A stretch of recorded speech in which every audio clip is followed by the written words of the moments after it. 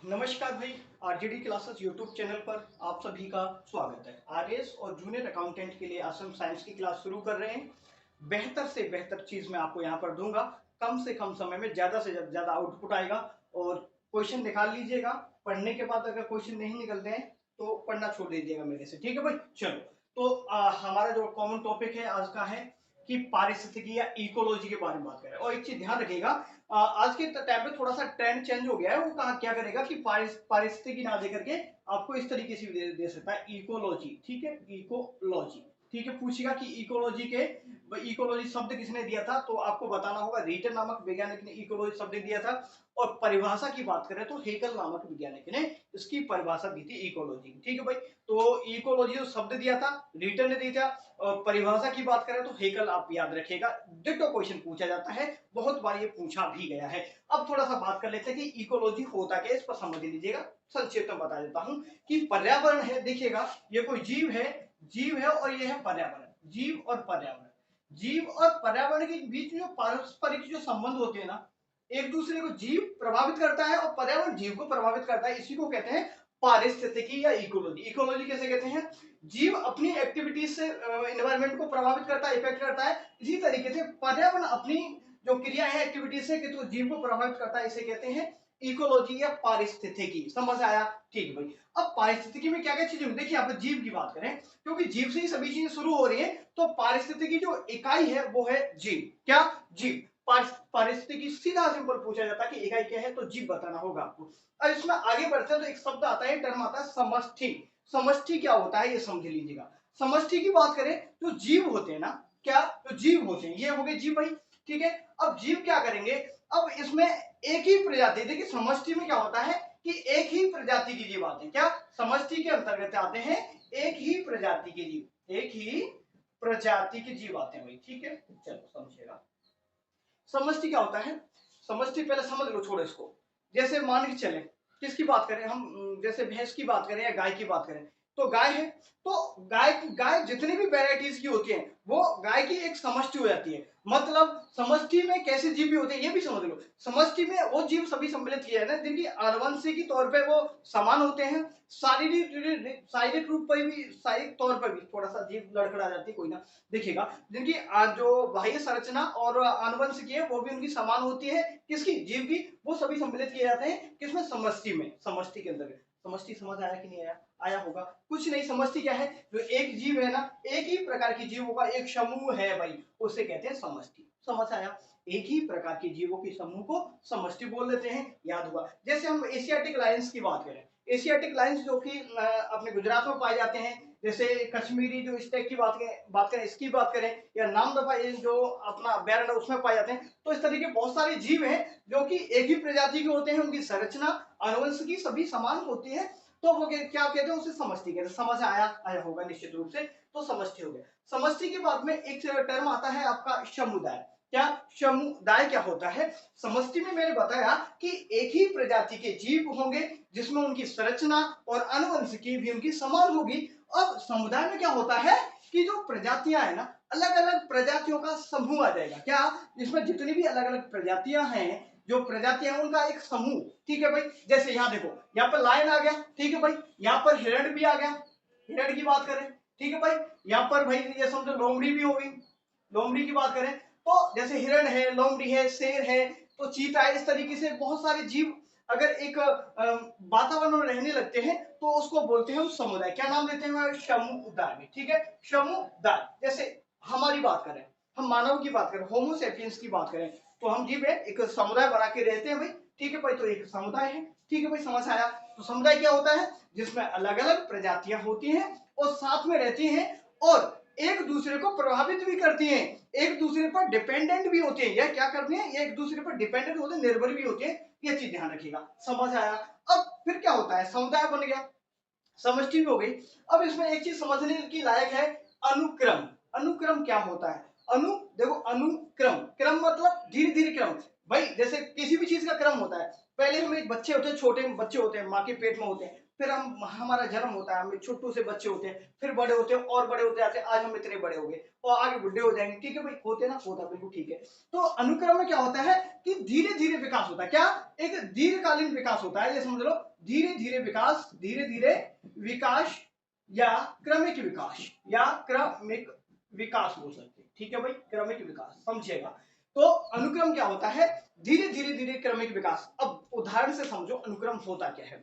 मान चलो कोई रेगिस्तान है, क्या कोई रेगिस्तान है, जो अनुक्रम होता है, अनुक्रम को बनने में हजारों साल लग जाते हैं। ऐसा नहीं कि भाई अनुक्रम आज से 2-4 दिन में हो गए, नहीं, अनुक्रम को बनने में या अनुक्रम से जो विकास होता है उसको हजारों साल लग सकते हैं अनुक्रम में। जैसे कोई रेगिस्तान है, क्या रेगिस्तान है, वहां पर कोई भी सुविधाएं नहीं है, कोई भी पानी वानी कुछ नहीं है, या फिर किसी पहाड़ी क्षेत्र की बात करें, वहां पर कोई भी जीव जंतु नहीं है, तो उस जगह पे अनुक्रम स्टार्ट होता है। अनुक्रम स्टार्ट, जैसे जो चट्टान है, चट्टानों पे पहले क्या ये लाइकेंस आते हैं, सबसे पहले लाइकेंस आते हैं, जिसे इंडिकेटर प्रजाति कहते हैं, लाइकेंस इंडिकेटर प्रजाति बोलते हैं। ठीक है भाई, चलो आगे बात करें तो समझ आ जाए तो ठीक है। अनुक्रम मतलब धीरे धीरे क्रमिक विकास होता है अनुक्रम में।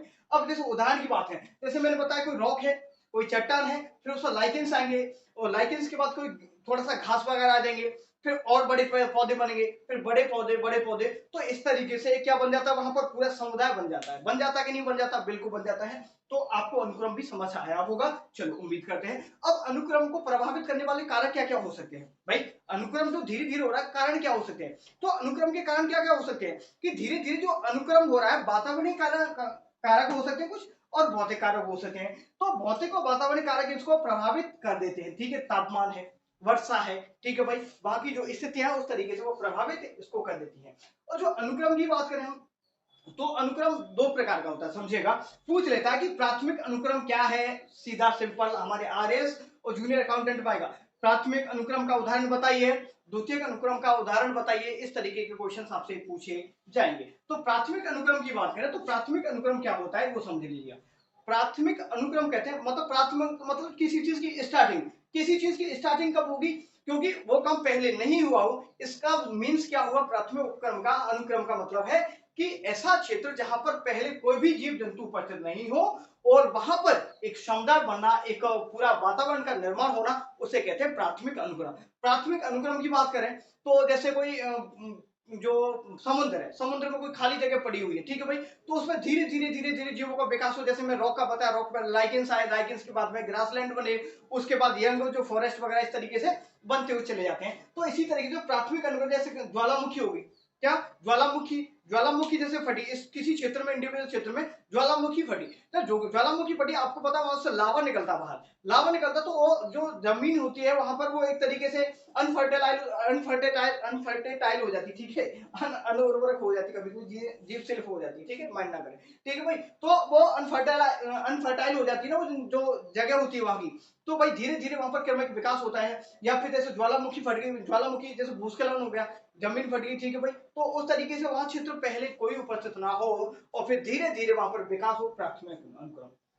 नेक्स्ट बात करेंगे द्वितीयक अनुक्रम की, क्या बात करते हैं, कोई जमीन है जो कि छोड़ दिया आप लोगों ने, तो वहां पर द्वितीयक अनुक्रम मतलब क्या हुआ कि वहां पर पहले तो था कोई जंगल है, जंगल को हमने आज जो पहले अच्छा खाला हरा भरा कोई जंगल था, अब वो क्या हुआ, धीरे धीरे वो क्या हो गया भाई, कट गया, कोई प्राकृतिक आपदा हो सकती है, आग लग सकती है किसी कारणवश, तो जो जंगल है वो समाप्त हो गया। पहले वहां पर क्या वनस्पति या कोई भी समुदाय रहता था वहां पर, या था, उपस्थित था, तो इस तरीके से मान सकते हैं द्वितीय मतलब दूसरे। या फिर जैसे खेत जोतते रहते हैं तो उसमें फसल उगाते हैं, वो अलग चीज है, लेकिन हमने खेत को बिल्कुल छोड़ दिया क्योंकि उसमें कुछ होता नहीं था, तो वो द्वितीय अनुक्रम में हम शामिल कर लेंगे। भाई समझ आया कि नहीं आया, आया होगा अच्छे तरीके से। तो इकोलॉजी के जो शब्द दिया था आपको रिटर्न, और हमारे जो भारत में इकोलॉजी को जो बढ़ावा देने का श्रेय दिया जाता है या जनक बोले तो रामदेव मिश्र को, रामदेव मिश्र, रामदेव मिश्र, रामदेव जो मिश्र जी हैं इनको माना जाता है, ठीक है भाई, रामदेव मिश्र जी, इनका नाम भी ध्यान रखिएगा, ये भी क्वेश्चन पूछा जा सकता है।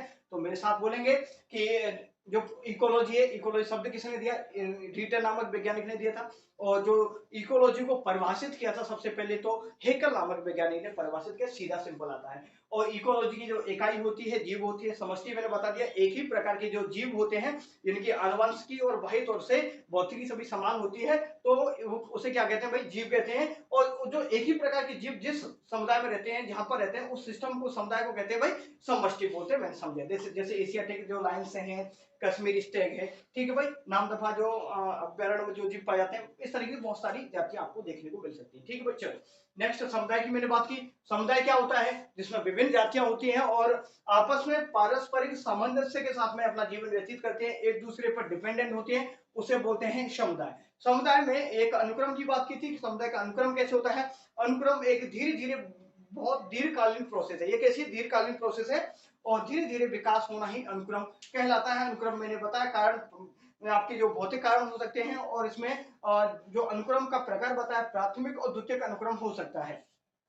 द्वितीय प्राथमिक अनुक्रम मतलब पहले जहां पर कोई भी जीव जंतु रहता ना हो, भूस्खलन हुआ हो या ज्वालामुखी हुआ हो, तो उस क्षेत्र में अगर विकास धीरे धीरे हो रहा है, या फिर कोई चट्टानी मैदान है, क्षेत्र है, रेगिस्तान है, वहां पर पहले कोई जीव उपस्थित ना हो, धीरे धीरे उस जगह पर जीव जंतुओं का विकास होना ही किसमें आता है, अनुक्रम के अंदर आता है, प्राथमिक। और जहां पर पहले से जीव हो वो द्वितीय अनुक्रम में शामिल किया जाता है। आपको अच्छे तरीके से समझ आया होगा भाई। और दूसरी बात, आज के टाइम पे सभी लोग पढ़ाई पर फोकस करें ज्यादा से ज्यादा, क्योंकि पढ़ाई के बिना भाई कुछ नहीं है। क्योंकि ज्ञान के बिना इंसान जानवर के समान है। जिस व्यक्ति के अंदर ज्ञान नहीं, तो उसके अंदर कुछ नहीं है।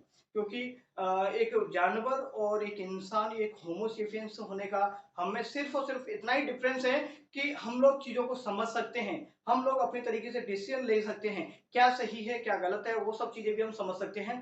तो एक इंसान बनिए, जानवर मत बनिए। समय के हिसाब से बदलाव भी करो, समय के हिसाब से बदलाव बहुत जरूरी है। जब तक नहीं करोगे भाई तो चीजें बिगड़ जाएंगी। और हमेशा आप लोगों के साथ सपोर्ट करता रहता हूँ, और आप लोग को पढ़ा भी रहा हूँ, समझा भी रहा हूँ। अच्छा लगे तो वीडियो को लाइक शेयर कमेंट वगैरह भी करके बता दीजिएगा।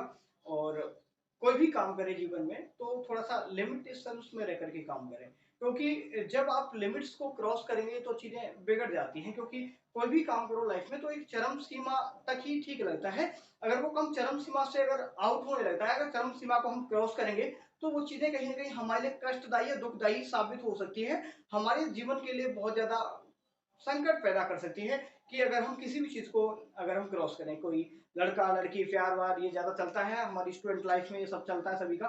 तो कभी किसी के साथ में रिलेशनशिप में हो या कहीं भी हो, तो एक लिमिट के साथ में चीजें रहें। और आज के टाइम पे हम लोगों की सबसे बड़ी कमी है कि अगर हम किसी व्यक्ति को चाहते हैं तो हम उसको इतना वैल्यू ज्यादा दे देते हैं कि वो लोग खुद को बहुत ज्यादा कुछ समझने लग जाते हैं। तो इंसान को उतनी ही इज्जत दो जो जिसके लायक हो। इंसान को ज्यादा इज्जत पचती नहीं, कहते ना कि इंसान को जब वो उसकी औकात से ज्यादा इज्जत दे दोगे ना, तो पचेगी नहीं उसको। तो जो इंसान जिस लायक है उसको उतनी ही इज्जत दे दो। बाकी का अगर आप लोग उसको ज्यादा इज्जत दोगे तो भाई ठीक गड़बड़ हो जाएगी मामला। ठीक है, चलो धन्यवाद, थैंक यू। नेक्स्ट बात करेंगे, थैंक यू।